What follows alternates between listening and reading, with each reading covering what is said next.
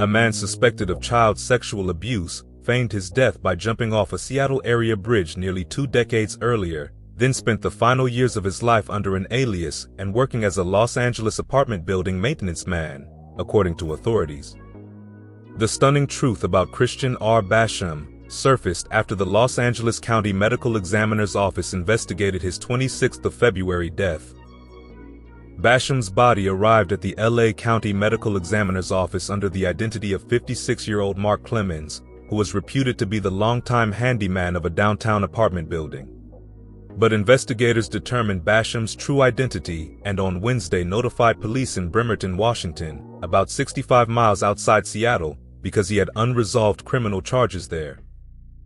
A statement from Bremerton police on Thursday explained that the agency had arrested Basham on charges of second-degree child rape in 2008.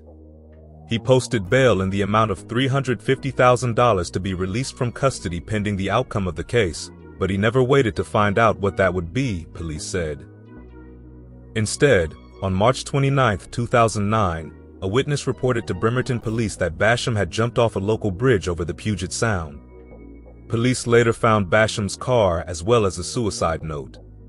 Authorities used a plane and boats to search for Basham, but they never found his body.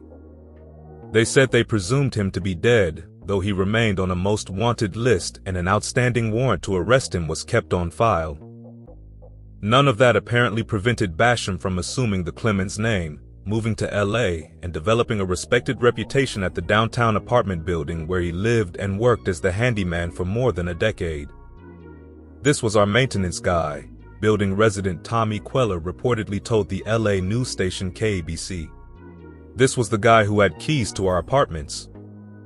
While Queller described having generally positive interactions with him, he said the truth about the man known to him as Clemens was very shocking and troubling to say the least. Queller said Clemens was already established as their building's handyman when Queller moved in about 10 years earlier. He told KABC that he wondered whether the Clemens name was a clue about the dark secret in Basham's past. The author Mark Twain's real name was Samuel Clemens, and 2 of his most famous characters, Tom Sawyer and Huck Finn, faked their deaths. Bremerton police said they had since closed the child sexual abuse case against Basham. But they also said that they planned to investigate Basham's movements and actions after faking his death in 2009. The police's statement didn't address how it would proceed if it determined that anyone helped Basham.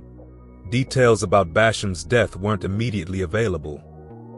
Information online from the LA County Medical Examiner's Office listed his cause of death as deferred or requiring additional investigation, according to the Associated Press. And with that, we've reached the end of the video. Don't forget to like and subscribe to the channel so you don't miss any new videos, and stay tuned for more in our next video.